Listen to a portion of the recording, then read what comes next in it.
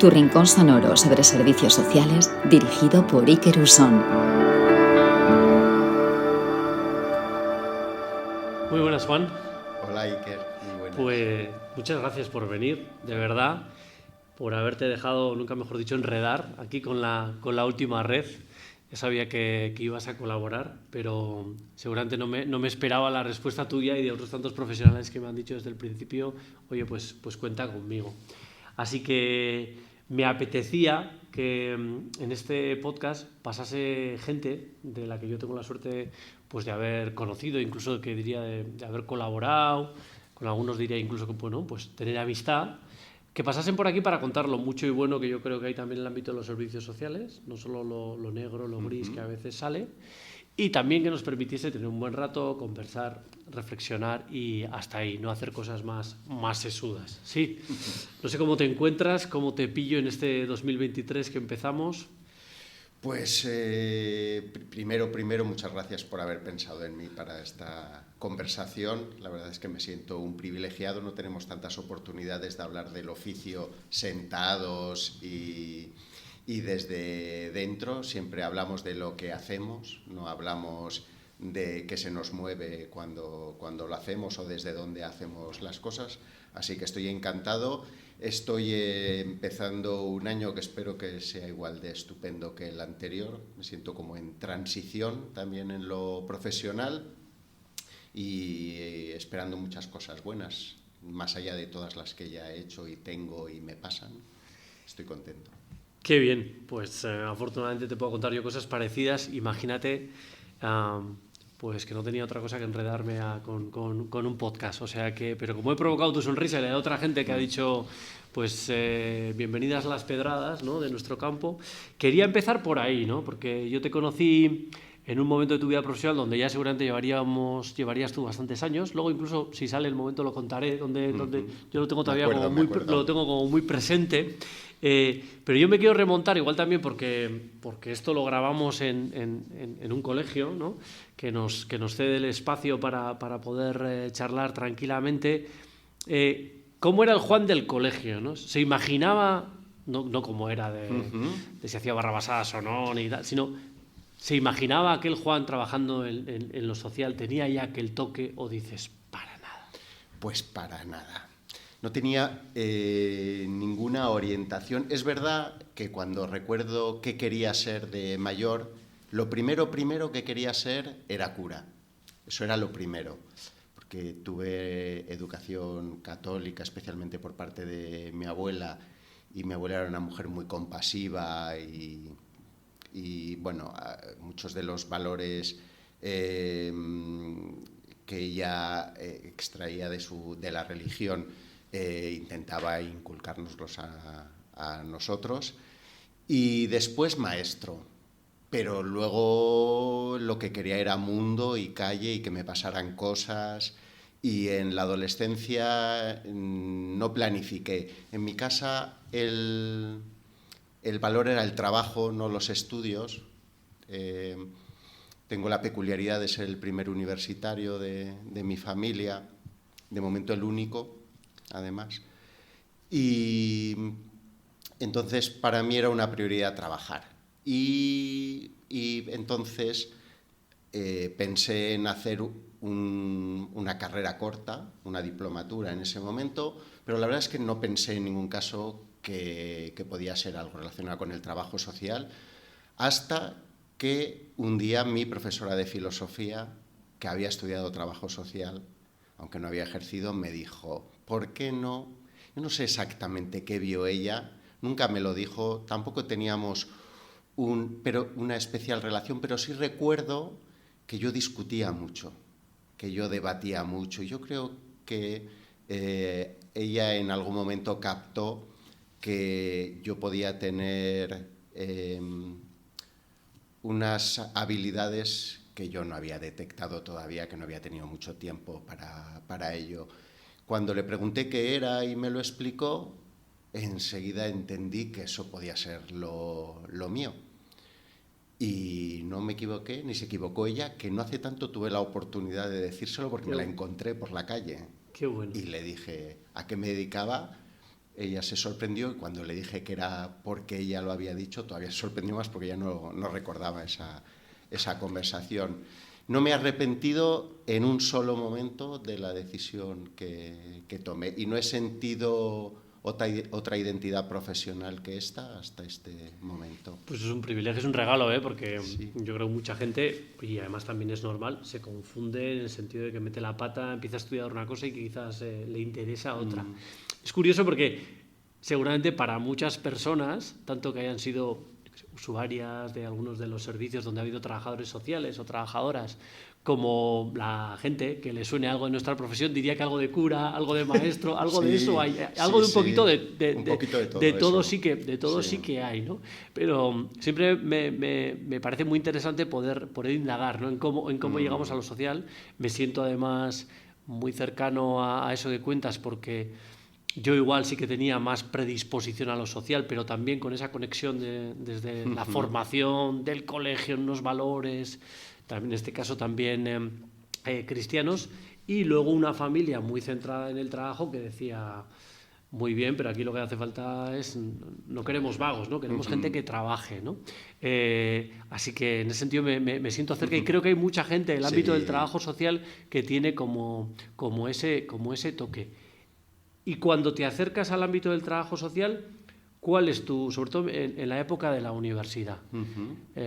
Yo mi primera formación no fue trabajo social, fue políticas, y sí que me pasó por momentos que yo llegué y dije, hombre, pues yo creo que todos no estamos como en la misma frecuencia, ¿no? Aquí hay gente que ha caído y yo o soy más friki o yo he venido con ganas, pero lo veía como distinto. No sé cómo fue cuando llegaste a la universidad, te encontraste lo que esperabas, no, diferente. Para nada, la verdad es que no me había hecho a la idea porque en mi entorno no había universitarios, de los compañeros del barrio que su pasión era el fútbol, la universidad no estaba tampoco entre sus objetivos y no había calculado lo que era. Y cuando llegué, que más me sorprendió era que había como dos grandes grupos.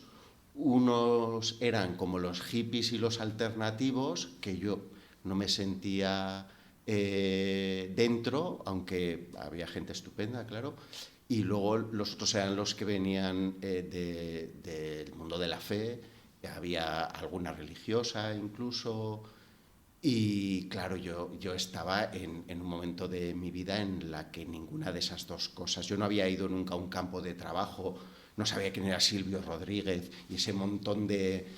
Me estás dibujando. Sí. Yo creo que ya sé en qué grupo estaría yo si hubiese ido a tu clase, ¿no? Me encanta. Yo no sabía nada de eso. Yo salía el viernes, volvía el lunes. Pero es verdad que las conversaciones, las clases, las personas sobre todo, iban como poquito a poco abriéndome y yo también me iba haciendo mayor, supongo, que los 18. No sé, yo había vivido algunas cosas, pero en otra frecuencia. No, yo creo que me he ido curtiendo con los años y profesionalmente también. Yo nunca imaginé que sería un trabajo tan intenso. Honestamente, tampoco creí que me fuera a dedicar nunca, porque había tanto paro y no había trabajadores sociales en ningún sitio. Yo hablo de los primeros 90. Bueno, yo era camarero y pensaba que con suerte seguía siendo camarero o entraría a la fábrica donde trabajaba mi padre, que también era un privilegio.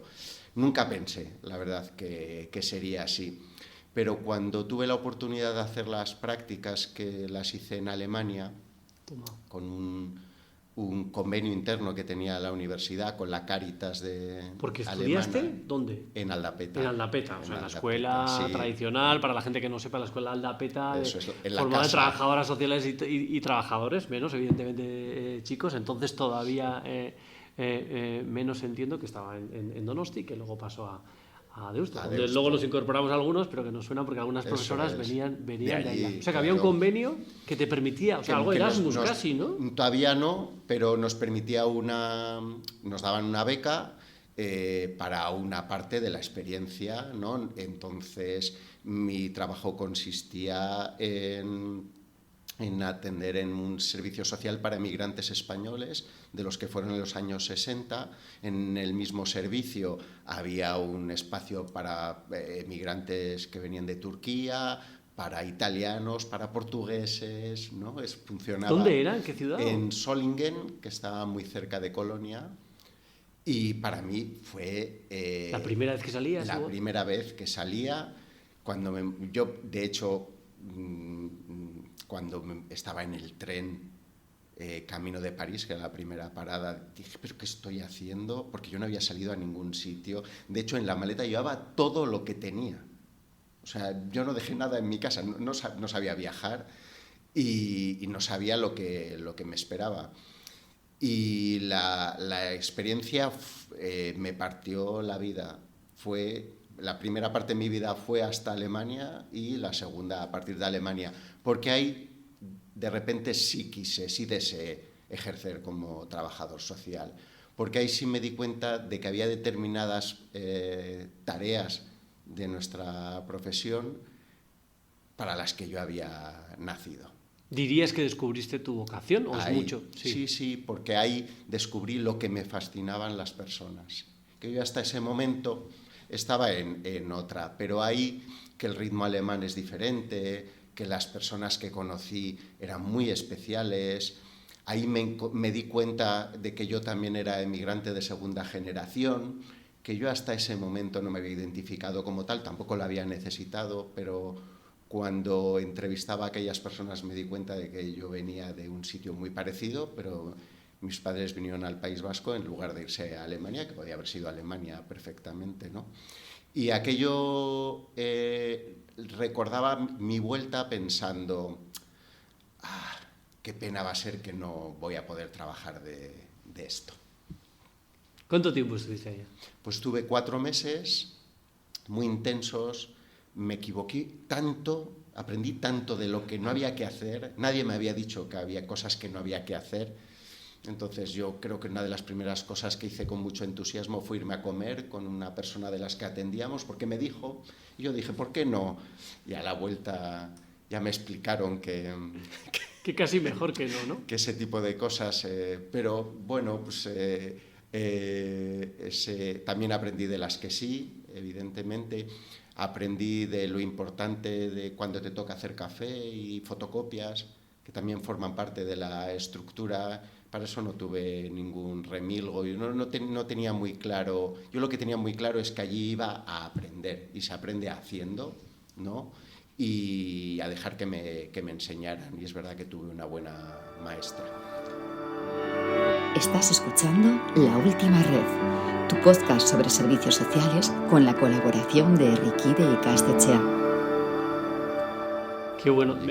Otra de las motivaciones por las que me apetecía este proyecto también del podcast era porque creo que la gente joven, incluso aunque esté formándose en cualquier otra cosa, ¿no? Pero puede ser en lo social, el que pueda escuchar a personas que cuentan algo como lo que estabas narrando tú ahora, ¿no? Fui con todo lo que llevaba en la mochila, pero casi metafóricamente podríamos decir que te viniste con maletas llenas y que te 4 meses habían cambiado mi vida. Tu vida, ¿no? Lo cual quiere decir que muchas veces la vocación o el confundirse pues está a la vuelta de la esquina. En este caso, acertar, metiendo la pata en algunas cosas, pero descubriendo nada menos que tu identidad profesional, que marca mucho la personal, yo creo que en todos los campos y en esta especialmente. Qué bueno, oye, pues gracias por compartirme esto, porque no lo sabía, no te ubicaba en esa parte de Europa, fíjate, te hacía más cerca. Y de ahí, sin embargo, ¿vuelves a la barra del bar o salen cosas? No, volví a la barra del bar, yo volví, me había dejado el pelo largo, había perdido 6 kilos, estaba como más reposado, más mayor, y me puse a trabajar repartiendo las guías de teléfonos por el norte de España, que era lo que salió, durmiendo en pensiones. Me divertí muchísimo y ahí ya me noté raro porque todos mis compañeros, había alguno, me acuerdo de un chaval fantástico, que yo era el primer universitario que conocía en su vida y él ya tenía 18 años y eran como 10 hermanos, así, pero en su entorno no había. Y entonces yo ya noté que algo me hacía diferente, ¿no? Mis conversaciones o mis inquietudes, yo tenía la sensación de que me había hecho mayor. Ese fue el primer trabajo que me salió. Por primera vez yo decidí cuándo lo dejaba, y ahí es cuando dije qué puedo hacer para contactar con la profesión, yo no quiero dejarlo. Pero es verdad que no había mucho por dónde, ¿no?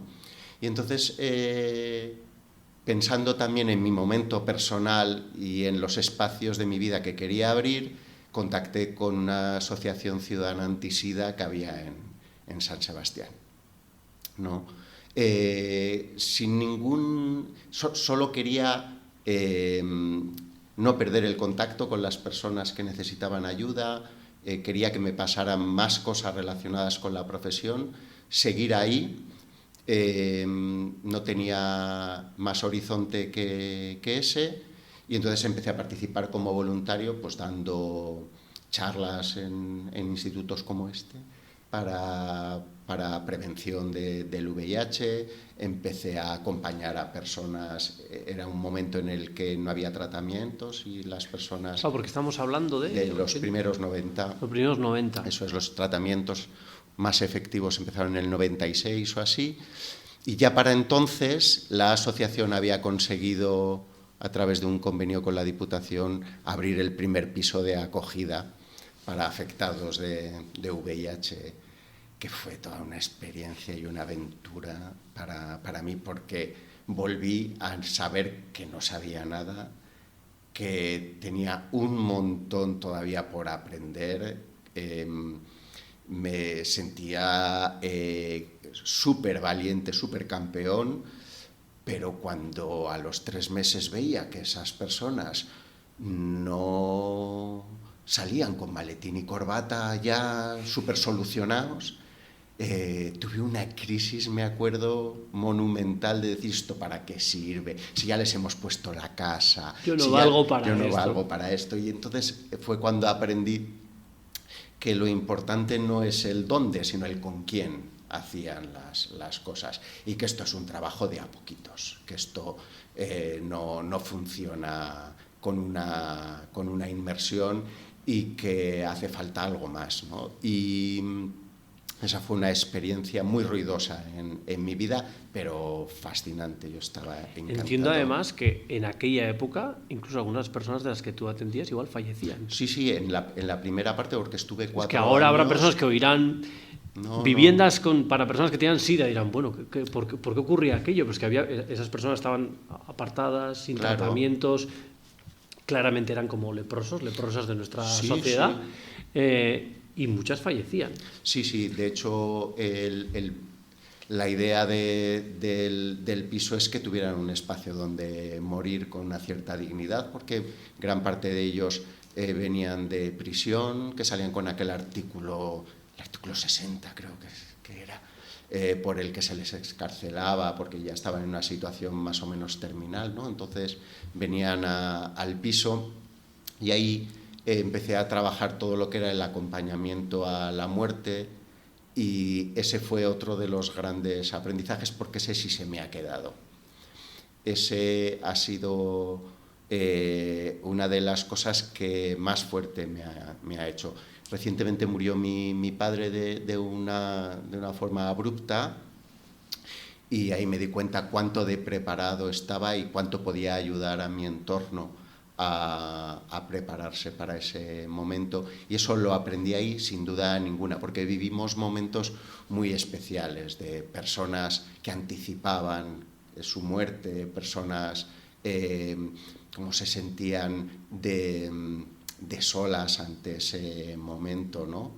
Era muy especial. Entonces yo me di cuenta de que estaba aprendiendo más a acompañar hacia la muerte que hacia la vida, ¿no? Y ahí es cuando me sacudieron los tratamientos, porque fue cuando empezó el verdadero trabajo hacia la vida, y ahí tampoco era fácil. Claro, suena mejor, pero no era fácil. O sea, que hiciste unos cuantos años ahí. Estuve 4 años. 4 años. 4 años, claro. Eso es. Ese tiempo lo tuve que compatibilizar con la objeción de conciencia. Mi prestación social sustitutoria Cuando había servicio militar, digo, por si Eso alguien no es. está entendiendo, Sí. cuando había servicio militar y una de las opciones para no acudir, además Eso de la es. conocida insumisión, era aquello de la objeción de conciencia, y hacía uno la prestación social sustitutoria, aquello de la Eso PSS. es.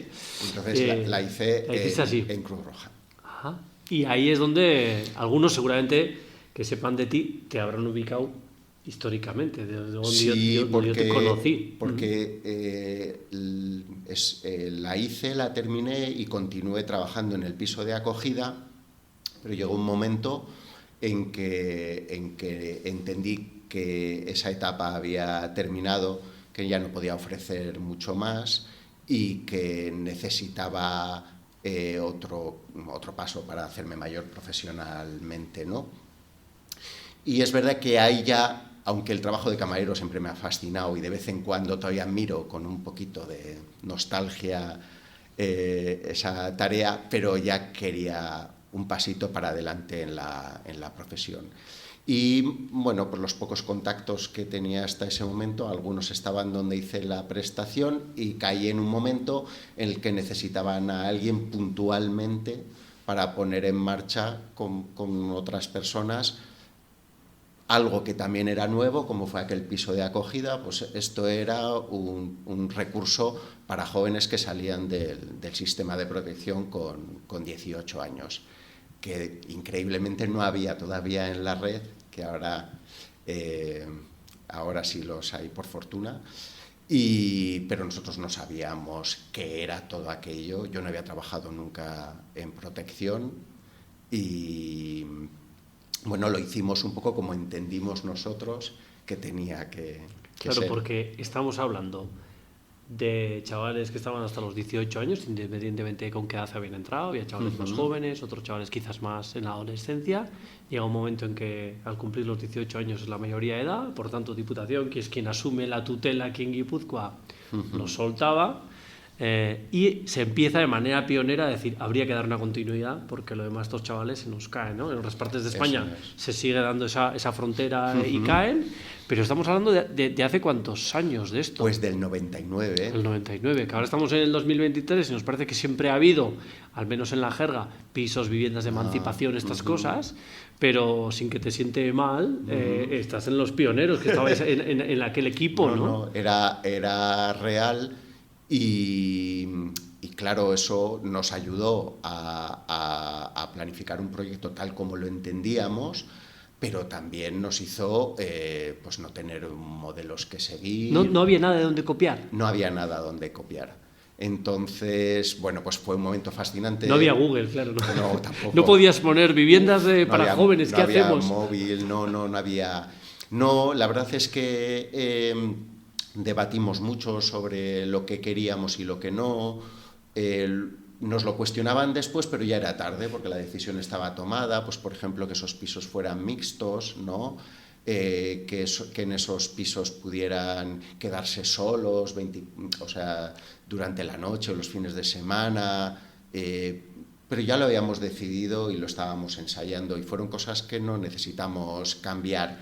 Pero ahí también volvió a suceder. Yo tengo la teoría de que los humanos evolucionamos a volantazos, o sea, como a saltos, como del renacuajo a la rana, no tanto como una evolución como los árboles, sino que creo, pues en un momento dado se planteó la necesidad, por una serie de cosas, de que se asumiera una dirección interna, y me la atribuyeron a mí, que fue algo también coyuntural. No lo buscabas. No, y en ningún caso, además, yo me sentí preparado para hacerlo, porque eso no era calculado. Yo me sentía muy cómodo de educador.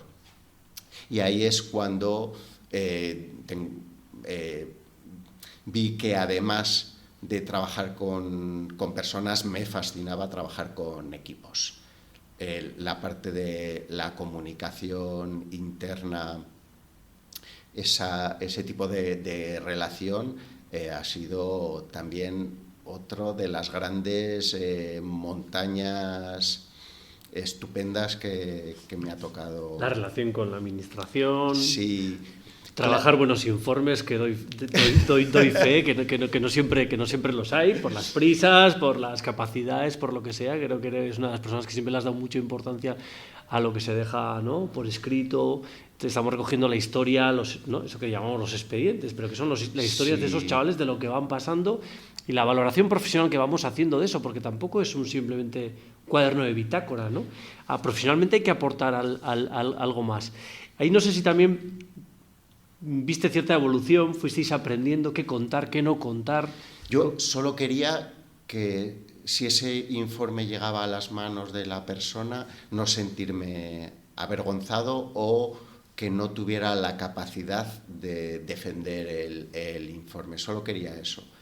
Y siempre me ha gustado escribir, es verdad. Eso ayuda. Eso ayuda, pero yo corregía o supervisaba todos los informes que salían de mi equipo, que eran bastantes, porque no quería que trascendiera algo que no representaba al chaval en cuestión, ¿no? Porque al final este trabajo lo hacemos personas y las personas pues nos dejamos llevar por muchas motivaciones internas, ¿no? Y a veces queremos reflejar algo para reflejar nuestro cansancio, todo lo que hacemos, todo lo que intentamos, ¿no? Y ahí a veces dejamos no nuestra piel, sino la del otro.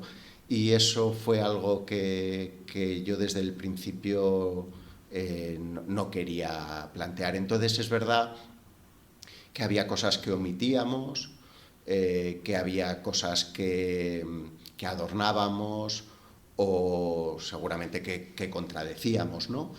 Pero el objetivo no era salvarme yo, no era explicar el buen trabajo que estábamos haciendo nosotros, del que honestamente me sentía bastante convencido porque estaba muy bien rodeado y tenía un equipo muy bueno, sino que esas personas no tuvieran que añadir algo más a su mochila que tuviera que ver con lo que yo había permitido que se trasladara de ellos.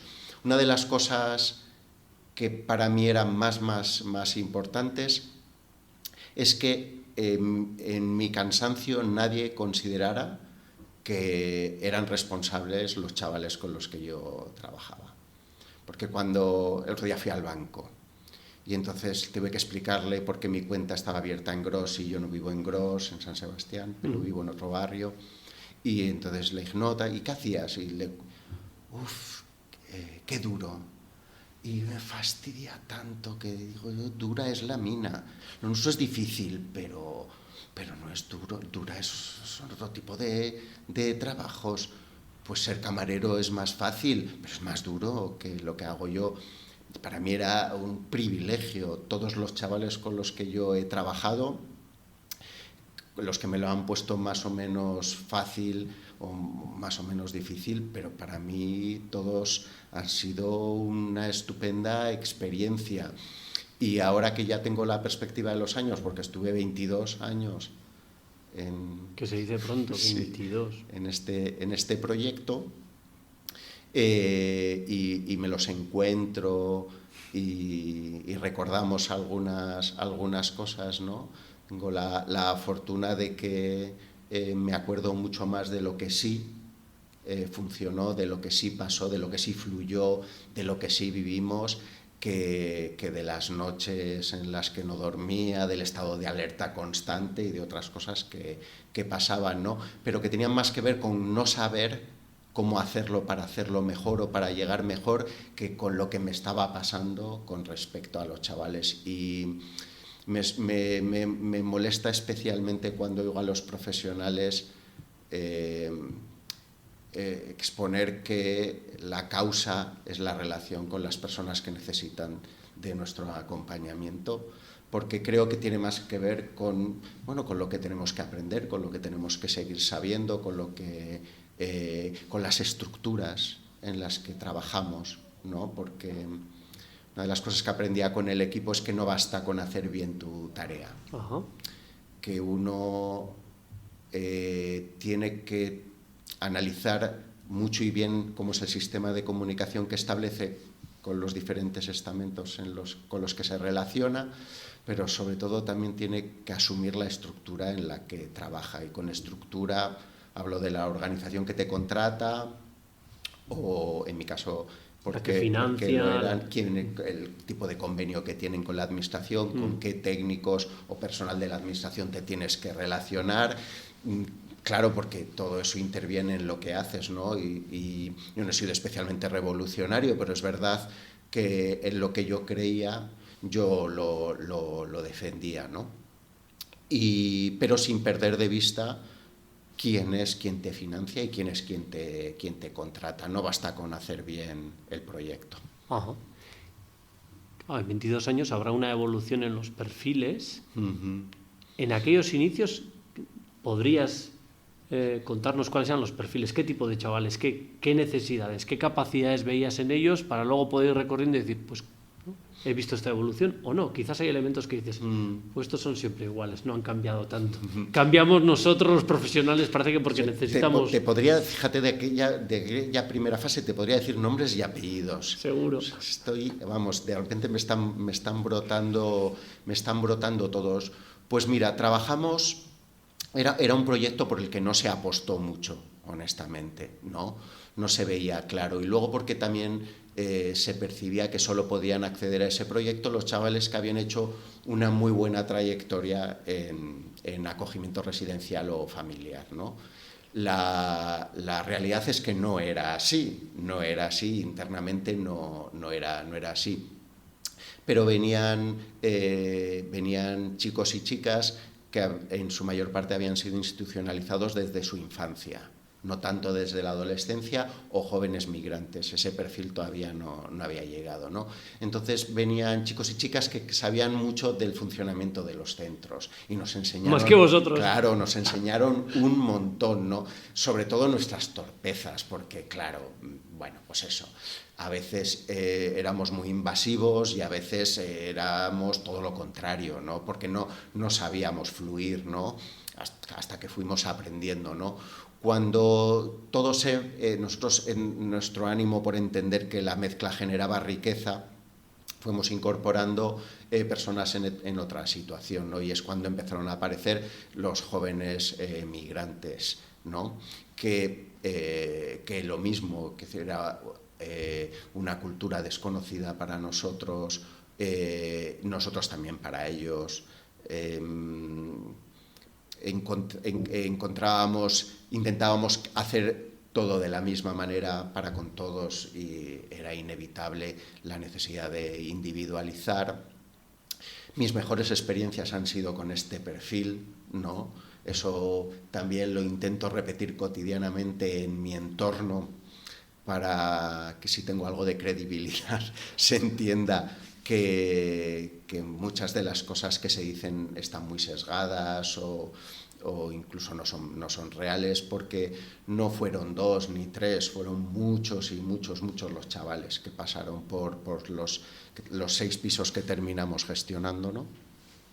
Y eran chavales con una fuerza no siempre bien usada, ¿no? Pero eran chavales que en definitiva aquí estaban solos y esa era la gran diferencia para mí de todo lo demás, ¿no? Y que eso era uno de los aspectos que a mí más me llamaba la atención, porque por este trastorno de la empatía con el que finalmente trabajamos, ¿no? Yo calculaba la de tiempo confusos que tenían que estar, ¿no? A la hora de tomar decisiones, el no tener modelos a seguir. Yo la verdad es que me sentía un poco, por la edad, era un poco hermano mayor y así.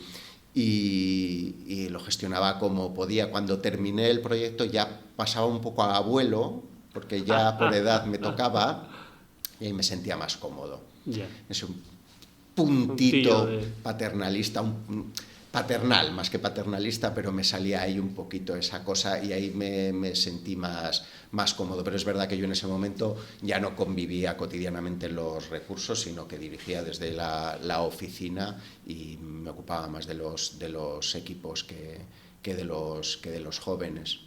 te tocó los inicios de aquello que, ¿no?, pues se llamó y ya se quedó como concepto para que lo sabe, lo conoce la ciudadanía, ¿no?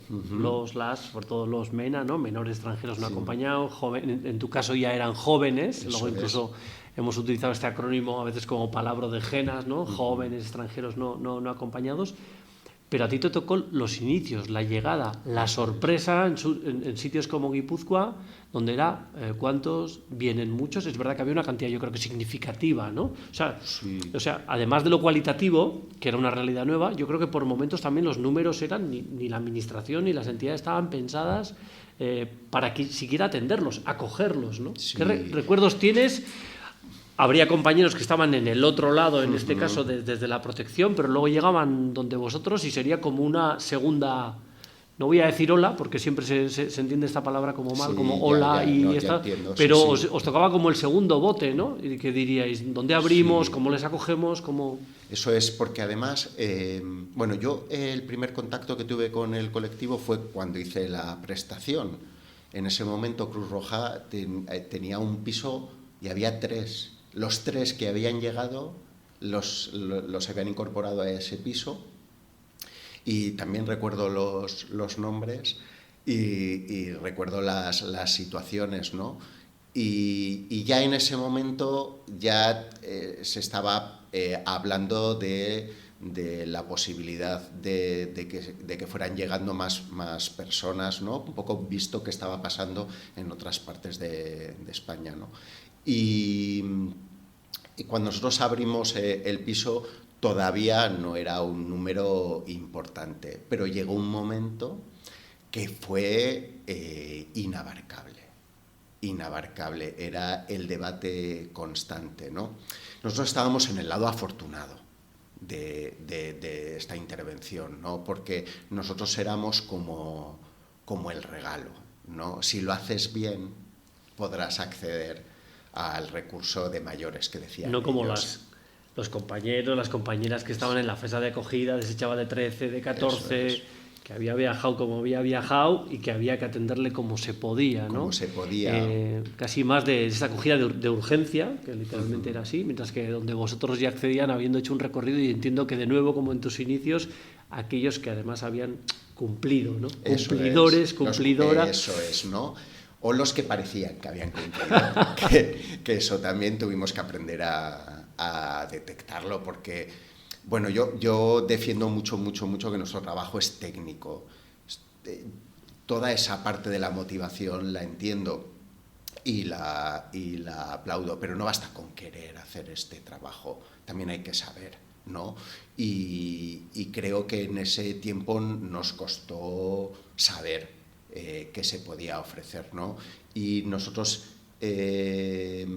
defendíamos todo el rato la necesidad de mezclar, ¿no? Y que hubiera chavales de diferentes procedencias y en diferente momento, y no porque, como te decía antes, sumaba, ¿no? Pero la necesidad era que esos chavales tuvieran una continuidad en la intervención desde otro modelo y otra perspectiva, pero que eso existiera, ¿no? Y eso no era sencillo hacer confluir las dos necesidades, ¿no? Pero bueno, es verdad que lo pudimos mantener y hacíamos los movimientos que veíamos, porque a los chicos de Marruecos, que sobre todo en aquel tiempo eran varones, les venía muy bien convivir con las chicas de aquí, con la mirada y con la perspectiva y la autodefensa que hacían, ¿no? Y a ellos se les abría algún lado de la cabeza, y a los chicos de aquí también les venía muy bien otras realidades y entender que había personas que incluso podían tener una situación todavía más difícil de la que ellos habían vivido en algún momento, ¿no? Entonces, esa mezcla, cuando el número era tan grande, era súper difícil de gestionar. Y ahí sí que creo que ahí nos pusieron a todos a prueba. A la administración la primera, porque la respuesta tenía que venir sobre todo de ahí. A nosotros también como equipo y como proyecto, porque recuerdo que cuando ya teníamos 4 pisos, se nos planteó que abriéramos 6 más, ¿no? Y también ahí tuvimos que decidir que solo lo que pudiéramos abarcar. Y solo abrimos 2. Ya fue cuando entraron otras organizaciones en la red y lo entendimos, aunque sabíamos que eso tenía, bueno, pues incorporaba unas determinadas novedades, ¿no? Pero no hubiéramos podido abarcar todo aquello desde la estructura a la que pertenecíamos también, que no podíamos olvidar que estábamos trabajando en una entidad con sus propios planteamientos, ¿no? Estás escuchando La Última Red, tu podcast sobre servicios sociales con la colaboración de Erriquide y Ikastetxea. De los jóvenes de los que estamos hablando, están muy presentes ahora, diría que no tanto en la agenda social, que creo que en parte sí, sino en otra agenda más oculta de la gente que nos movemos por la calle, de las conversaciones que escuchamos, de las situaciones que vemos en el tren, en el bus, en la plaza, en nuestras plazas, en nuestros barrios, donde creo que no descubro nada si digo que si hay un grupo de personas que está muy estigmatizado, o yo al menos lo veo así, es el de los jóvenes magrebís, ¿no? De hecho, yo creo que también cuando salen los datos de Ikuspegi, de que no hay tanto, no hay una perspectiva como muy racista, pero cuando salen, ¿no?, grupos con respecto a, ahí claramente, ¿no?, frente a perfiles que aglutinamos así desde aquí, desde Europa, ¿no?, como subsaharianos, pero claramente, por ejemplo, pueden ser senegaleses, que también hay bastantes, frente a personas magrebís, ¿no?, habitualmente a más varones, sean adultos o jóvenes, hay un elemento de estigmatización fuerte. Antes creo que ya salía en ti el decir, insisto, comento en mi entorno las historias que he tenido, si no de éxito, historias positivas, de que han funcionado, de que esta gente pues tiene mucho también para aportar. No sé cómo lo vives, ¿no? Yo he tenido momentos en los que además, pues diría que cada cierto tiempo me toca vivir alguna circunstancia en el espacio público donde es verdad que quizás ese joven no se está comportando como debiera. Me toca desde que empecé a utilizar el transporte público. He vivido situaciones de verdad duras, donde me gustaría hacer como en Matrix, parar, no, me estoy liando con la película, con la de Men in Black, ¿no? Pero no tanto para que la gente se le olvide cuando le apeta al botón Will Smith y se le olvida lo que ha ocurrido y entonces caigamos en este paternalismo, no, todos son perfectos, sino cómo poder parar unos minutos y que pudiésemos ver quizás, sin justificar, ese chaval, cuáles han sido sus años previos, qué ha ocurrido, dónde está, bajo qué consumos puede estar, si le falta algún tipo de atención, porque a veces puede haber otro tipo de elementos de salud mental o de estrés en ese momento, pero claro, solo vemos lo que ahí está ocurriendo, ¿no? Y yo ahí sí que me quedo luego con la imagen y veo todo ese vagón, todo ese autobús enfadado, volviendo a mover la cuchara por el puchero de los prejuicios, diciendo, mira estos, ¿no? Y sinceramente me apetecía mucho hablarlo contigo, porque tú verás estos momentos ahora, donde va la Artaña, donde él para, donde tal, donde evidentemente algunos de ellos también pues se enfrentan, se monta, o alguien ha cometido algún tipo de delito, que solo faltaba, ¿no? Entonces no sé cómo lo sueles vivir tú, si te chirría algo, lo vives con normalidad. Quería casi como pedirte como consejo, porque a mí cuando suele ocurrir alguna situación, reconozco que se me mueven muchas cosas. No quiero caer en el buenismo porque estoy viendo algo, pero al mismo tiempo veo que las respuestas de parte del resto de conciudadanos, me voy a poner así de pedante, tampoco me parecen nada justificadas y termino con mi reflexión. Cuando alguna vez he tomado parte en ese debate público, me ha caído básicamente lo que se me ha transmitido por el resto de pasajeros y pasajeras del transporte público es, estás en el lado equivocado de la historia. Sí, bueno, mi percepción es la misma. Yo, si tuviera que hablar de una emoción, yo lo vivo con muchísima rabia, con muchísima rabia, porque nos cuesta mucho leer en más claves que la que tenemos en la primera mirada. Yo entiendo a las personas a las que esto les repercute, ¿no? Y entiendo la crítica, entiendo el análisis, pero no entiendo el prejuicio. No, eso es algo que me sorprende, porque en el prejuicio barres con todo lo que llega, ¿no? Y ojalá todas estas personas tuvieran la posibilidad de haberse tomado un café con todos los que me he tomado yo que es cuando se te quitan todos los prejuicios, porque conoces la historia. Sé que eso no es posible y que es muy, muy complicado, pero para mí la crítica solo se dirige hacia su comportamiento, hacia sus actitudes, que yo no voy a negar que en algunos casos sean criticables y a tener en cuenta, ¿no? Pero no a nuestro modelo de sociedad o al modelo en el que nosotros gestionamos la comunidad y en el que estamos, en el que no permitimos la mezcla ni conocer, ¿no? Es una pelea que tengo constante, porque además, un poco por cómo soy, por cómo es mi imagen, por cómo funciono, por con quién me relaciono, ¿no? Es como que sorprende que mi mirada sea tan clara con respecto a este colectivo, porque yo soy una persona crítica y me gusta analizar y comentar, y ahora sale la canción de Shakira y yo quiero opinar y quiero decir, y entonces, bueno, pues así todo el rato. Y entonces, cuando se me escucha con qué intensidad expongo la situación de estos chavales y dónde estaríamos los demás de haber tenido que pasar por cosas parecidas, ¿no? Las dificultades para acceder a alguien que te cuide, porque atendidos están, ¿no? Cuidados, eso me cuesta más verlo, ¿no? Ellos se mueven con muchísima más prudencia de lo que la gente considera y ve. Son mucho más respetuosos de lo que la gente cree. Y me enfada que la mirada sea tan parcial, pero tan conscientemente parcial, ¿no?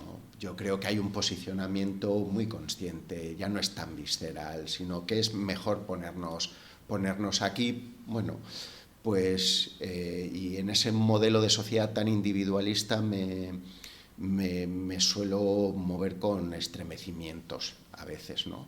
Porque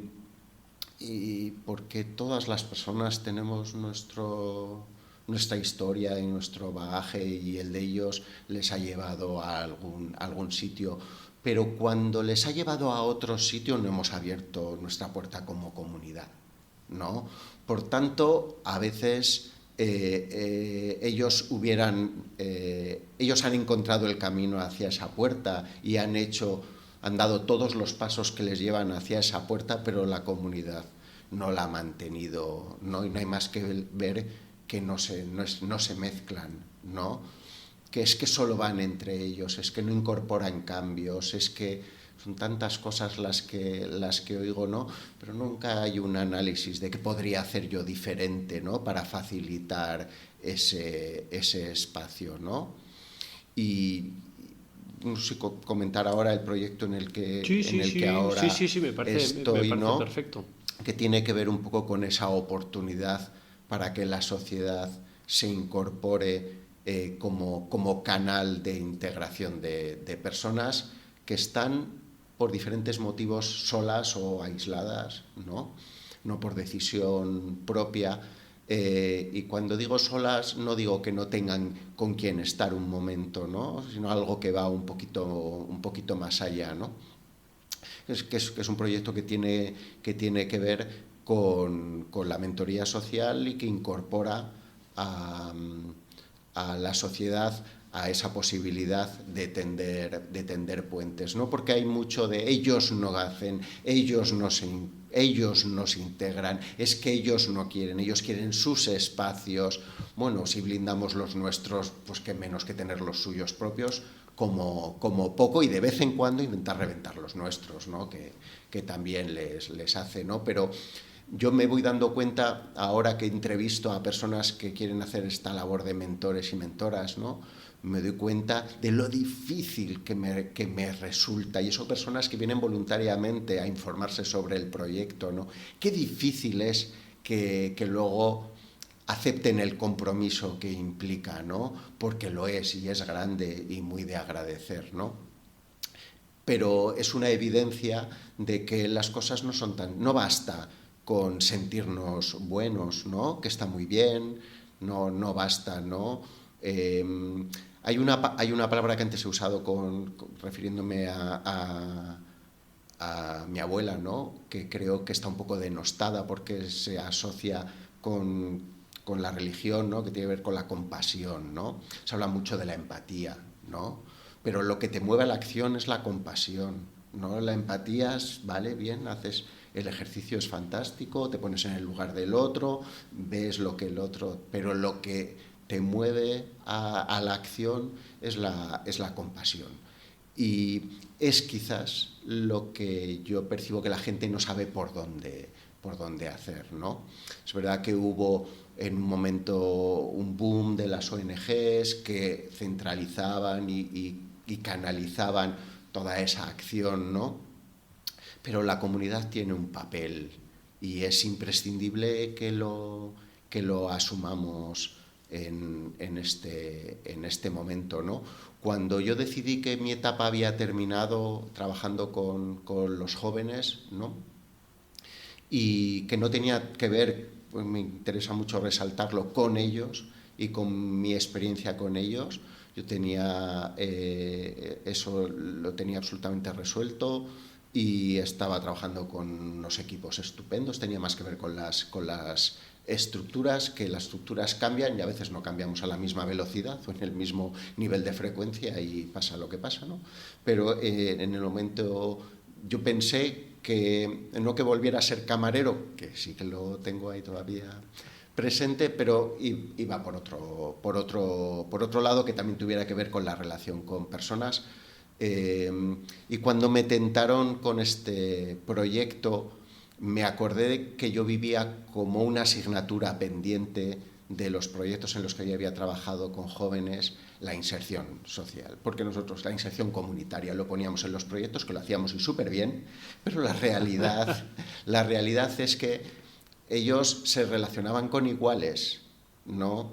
Y les costaba mucho salir de su red de iguales, aunque a veces renegaran de ella. Y era muy difícil para los chavales salirse del control del grupo y de los iguales, o del control de los compatriotas, de los paisanos que dicen ellos. Era muy difícil, ¿no? Y nosotros desde el proyecto no sabíamos o no aprendimos cómo ayudarles a hacer ese camino. Creíamos que la inserción era la laboral, la formativa, ¿no? Que no se metieran en demasiados problemas, que solucionaran algunas heridas que traían del camino, ¿no? Una cierta estabilidad, su documentación, pero les faltaba su espacio en la comunidad como ciudadanos de pleno derecho. Y eso es quizás lo que está menos presente en el escenario, y especialmente con los jóvenes magrebíes, especialmente.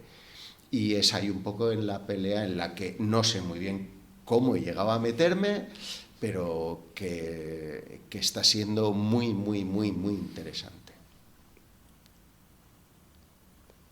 Vamos a ponerle nombre porque ese proyecto se llama Mentore. Eso es. Lo lleva Lotura, ¿no? Uh-huh. Si no me confundo. La verdad es que cuando creo que tuvimos esta conversación, cuando me dijeron que ibas a ser tú, dije, es que Juan, yo creo que esto de hacerlo en esta zona en la que algunos vivimos tiene que ser contigo, ¿no? La verdad es que me alegré mucho, sobre todo porque había vivido tu parón, tu cambio de ciclo con cierta pena en la parte egoísta, de decir, estamos perdiendo a alguien, ¿no? Pues con todo esto que nos has narrado, que yo creo que es muy importante, ¿no? Retener ese talento que dicen ahora, ¿no? En las organizaciones.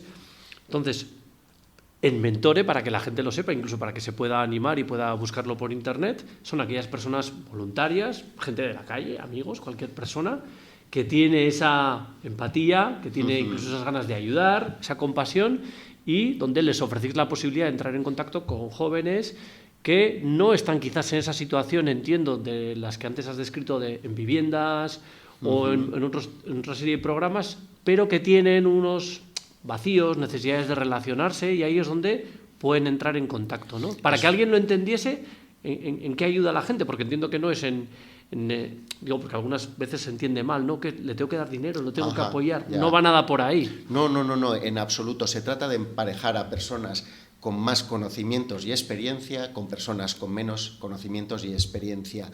¿En qué? Pues en la vida, en comunidad, ¿no? Es verdad que hay un perfil joven en el proyecto, en las personas mentoradas, y también hay un perfil adulto, ¿no? De personas en situación de exclusión, ¿no? En el caso de los jóvenes es la puerta esa de acceso lo que se intenta facilitar. No se trata de que el mentor o la mentora vayan al mundo de estos jóvenes, sino que estos jóvenes vayan al mundo, a la vida de estas personas, y que como por círculos concéntricos se les vaya abriendo dimensiones y posibilidades, contactos, formas distintas de relacionarse, personas distintas con las que relacionarse en situaciones distintas, ¿no? Y que se les vaya abriendo pues algunos compartimentos de la cabeza que si no, no hay manera, ¿no? En el caso de los adultos, lo que más estoy percibiendo es que la relación con los mentores les recuerda quiénes fueron una vez y que ya creían que nunca podrían recuperar, ¿no? Y eso que suena un poco a magia, la tiene, y eso lo he visto. Yo no soy especialmente... no vivo esto desde la maravilla y creyendo que somos lo que transforma el mundo. Yo no soy muy iluso, la verdad, soy bastante realista, ¿no? Pero sí estoy viendo que aumenta progresivamente la autoconfianza de estas personas, ¿no? Y eso se podrá hacer desde más áreas, ¿no?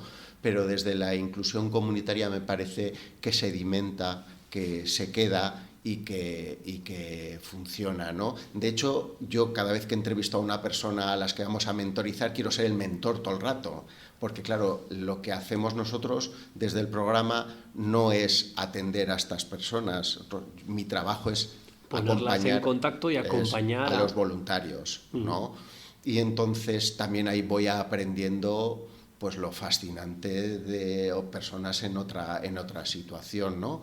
Pues toda la parte de capacitación, de supervisión, de seguimiento, pues a mí también me abre la cabeza un montón, pues son otras realidades y otro tipo de relación y otro tipo de necesidad, ¿no? Y eso... Y nos encontramos con voluntarias, gente joven que dedica unas horas de su semana, pueden ser, ¿no? Eso es, son personas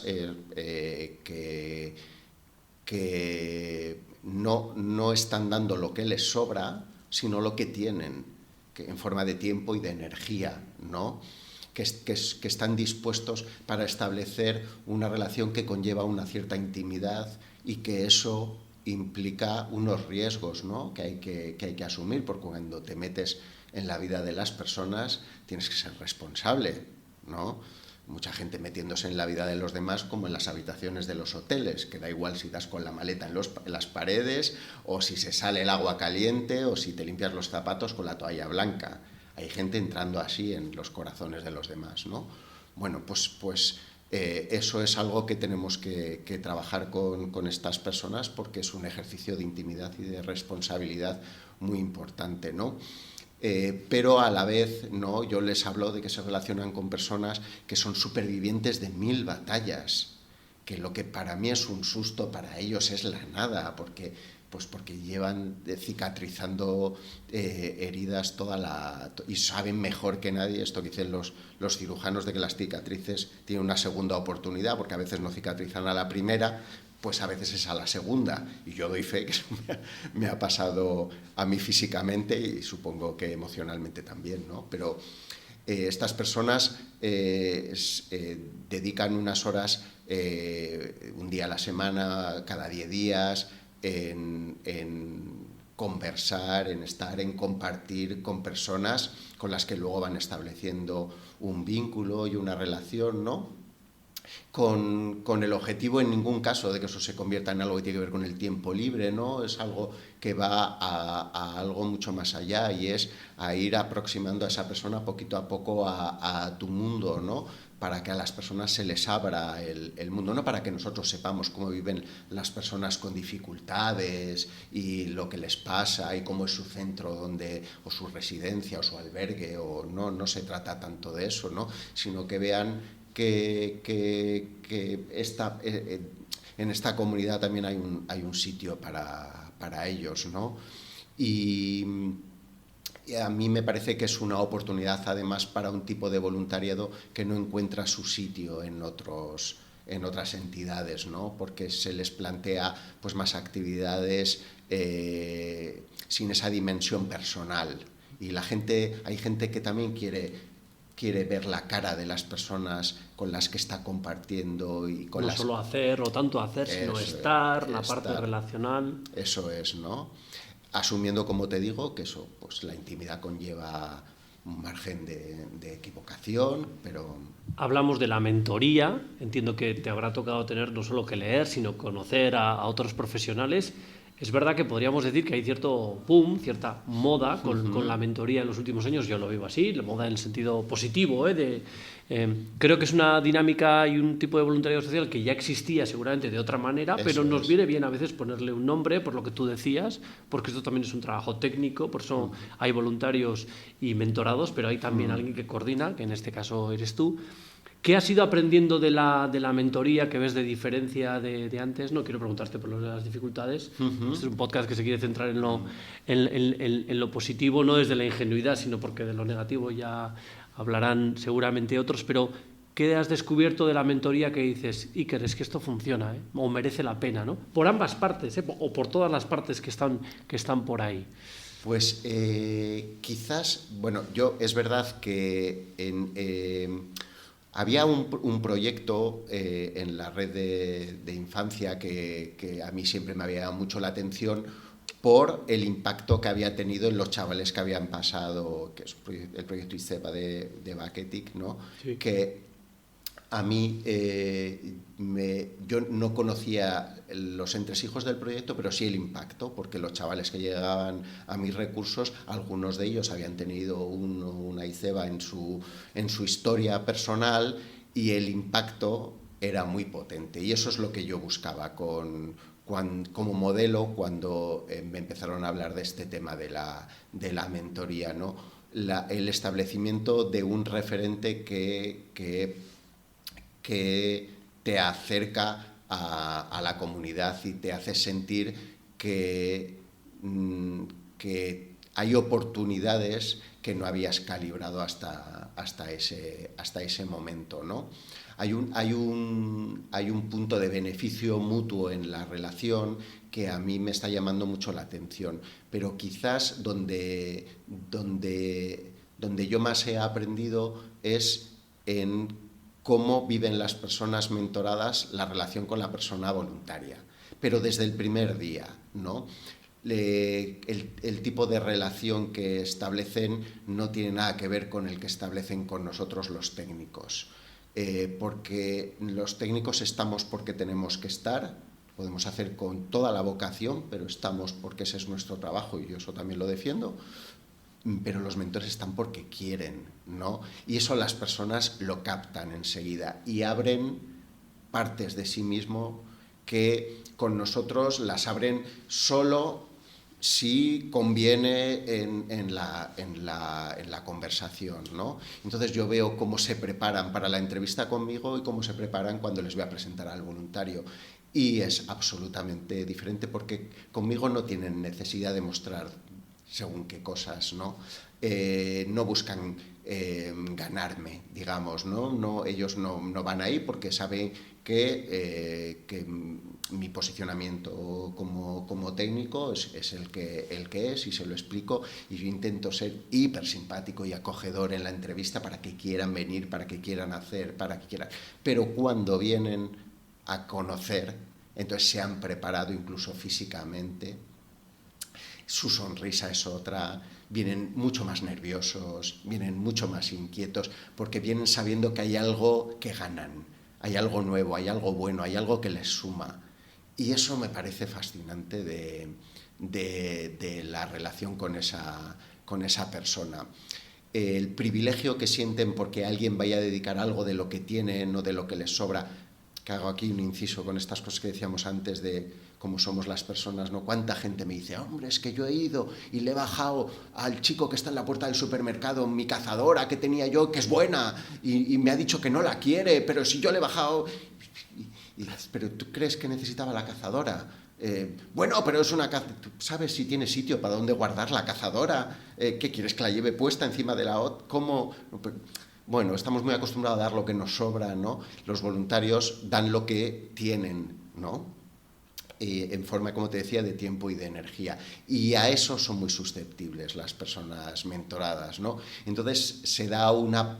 veo que de un inicio basado más en contar la pena, la queja, lo que no, lo que sí, no. Claro, el voluntario eso lo gestiona como lo hace en su vida cotidiana, ¿no? Entonces se va diluyendo todo eso porque no hay espacio, todo eso, hay espacio para hacer cosas nuevas, para construir cosas nuevas, para ir conociendo, para ensayar espacios, ¿no? Para volver donde una vez estuve y que ya no quiero volver, pero ahora si vienes conmigo estoy fuerte, ¿no? Para dedicar tiempo, ¿no? Hace poco que quedé con un chico, pero es de mi edad, pues un señor, y me quería agradecer, ¿no? La experiencia que estaba teniendo con su mentora, ¿no? Con Pili, y yo le decía, pero ¿y qué ha sido lo que recuerdas como más intenso o más bonito, ¿no? Y me dijo, ir de compras y ir al monte. Y bueno, pues yo intentaba hacer el filtro, pero no sabía qué me estaba diciendo muy bien, ¿no? Pero claro, es que cuando van de compras con nosotros, mirando la hora, el ticket, la factura, de aquí no te pases, venga ya, que tengo que ir a hacer, que tenemos, ¿no? Y eso fue la actividad de toda la tarde, ¿no? Y cuando tú te gusta ir al monte y no tienes con quién, al monte no se va solo. Te vas solo de paseo, con suerte, pero y tener alguien que quiere ir al monte contigo y que entonces tú vas como va todo el mundo al monte. Y que quiere de verdad, y que no es parte de una actividad que luego va a caer en un informe que decíamos antes. Eso es, no. Pero fíjate qué sencillo, ¿no? De lo que estamos hablando, creo que también está bien para que la gente que lo escucha y que quiera ejercer este tipo de voluntariados vea que dando no de lo que sobra, de lo que tiene, pero que eso de lo que tiene tampoco, ¿no? O sea, y que hay mucho de ganar también. Mucho. Y luego también yo creo que es una cura de humildad para los profesionales, ¿no? Wow. Que a todo esto le llamamos intervención socioeducativa y tal. Y de hecho que lo hacemos, pero que no se nos pierda de vista que parte de las personas a las que queremos acompañar o ayudar en el sentido más completo de la palabra, pues a veces necesitan cosas bastante más sencillas, ¿no? Y que las complicamos por las normas, los programas, las ayudas, ¿no? La necesidad de complementar las dos cosas, ¿no? Yo creo que la mentoría aporta ese puente que se nos había ido olvidando, quizás porque afortunadamente yo tengo una visión bastante optimista de cómo se han ido desarrollando y ampliando los diferentes sistemas de protección. Se podría profundizar mucho, las dificultades y tal, pero me parece que con lo que había, de lo que tú contabas, a lo que ahora, ¿no? Qué salto hemos ido dando, pero igual también nos hemos ido dejando la parte más comunitaria, la parte más voluntaria, la parte militante, donde quedan esas cuestiones que no son ya de informe, de profesional, pero que a la vez nos hablan de inclusión real, de ejercicio de la amistad, de las relaciones, de lo normalizador. De ¿no? lo horizontal, ¿no? Porque, claro, es verdad que los profesionales asumimos una responsabilidad súper grande, ¿no? Y eso conlleva un desgaste del que yo soy muy, muy consciente, ¿no? La parte que yo rescato mucho de la mentoría es que funciona como un complemento de la intervención súper responsable y súper potente que hacen otros profesionales, ¿no? Pero es verdad que es como algo que es mucho más complicado de abordar porque los profesionales no establecemos ese tipo de relación, establecemos otro, ¿no? Y yo soy de los que entiende que yo soy de los que me expongo y cuento mi historia cuando estoy con ellos y hablo de mi vida y de lo que me pasa y de lo que me ha pasado, ¿no? Pero siempre buscando que funcione, que sirva, que tenga un sentido, ¿no? Que tenga un objetivo, ¿no? No comparto así per se las cosas que me pasan, ¿no? O que me han pasado o que son parte de mi historia, ¿no? Y los voluntarios eso lo hacen porque ese es su bagaje, eso es lo que aportan a la relación, ¿no? Y esa horizontalidad, ¿no? Porque yo a esto le he tenido que llamar autoexposición. Un voluntario no hace eso, un voluntario está y ya está, ¿no? No. Entonces, eso a las personas a las que acompañan les da mucha tranquilidad, porque la relación fluye de una manera muy distinta, ¿no? Por el lenguaje que usan también, ¿no? Que bueno, pues nosotros estamos acostumbrados a con una palabra decir 3 párrafos, ¿no? Pues por el lenguaje técnico de todas las profesiones, ¿no? Bueno, pues a veces yo he trabajado con chavales que decían algunas palabras nuestras porque las tenían ya incorporadísimas, ¿no? Y decías, madre mía, ¿qué estamos haciendo?, ¿no? En lugar de adaptarnos nosotros a su esquema de lenguaje, ¿no? Bueno, los voluntarios pues hablan como hablan cotidianamente con su entorno, sus familias, sus amigos, su tal, ¿no? Pero yo percibo que viven, las personas mentoradas lo viven como un privilegio, poder ser acompañados por alguien. Al principio no lo tienen claro, lo van viendo poquito a poco, porque aunque nos cueste creer, suceden cosas como ahora un hombre también que está en una situación muy especial me explicaba que tenía que hacerse una intervención hospitalaria, tal, y que le habían dicho que tenía que ir con alguien, obligatoriamente. Y no tenía con quién. Iba a ir la mentora. La mentora estaba fascinada. Ella, además, Amaya es auxiliar de clínica y, bueno, pues tiene ahí ese mundo, lo gestionará mucho mejor que yo y que otros, pero esa persona no tenía la posibilidad de que alguien le acompañara en ese momento, a pesar de tener una red de profesionales a su alrededor, ¿no? Pero ¿quién tiene toda la mañana? Bueno, pues Amaya va a hacerlo, ¿no? Y él me llamaba para agradecérmelo como si yo hubiera hecho una gestión en esto. Están tan acostumbrados, ¿no? Y a mí esto me lo había dicho a Amaya, pero ella no. Entonces, yo estoy seguro de que si yo fuera quien acompañara tendría que estar pendiente del móvil, del no sé qué, de un montón de cosas durante ese tiempo. Mi Amaya va a estar pendiente de este hombretón, ¿no? Que tiene que pasar por un momento especial, pero en el que ya le han anunciado que tiene que estar acompañado. Y su pregunta no fue ¿qué me van a hacer? ¿Quién va a venir? ¿No? Bueno, pues esto también lo hay, y no es un joven magrebí.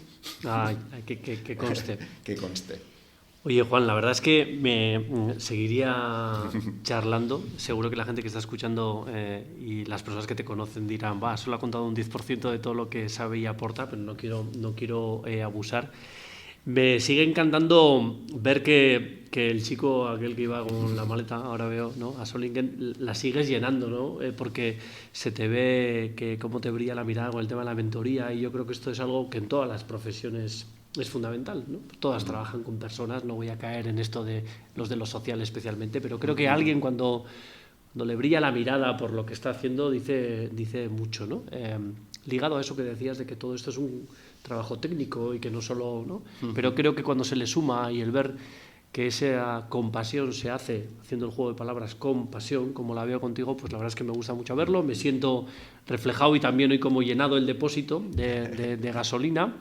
Y terminar con eso que comentaba al principio, ¿no? En aquel momento en el que yo estaba queriendo hacer un pequeño trabajo en la universidad, que teníamos que entrar en contacto con gente en este caso de la disciplina del trabajo social, para ver hasta qué punto había cierto interés por el tema de hacer alguna formación en mediación y estas cosas.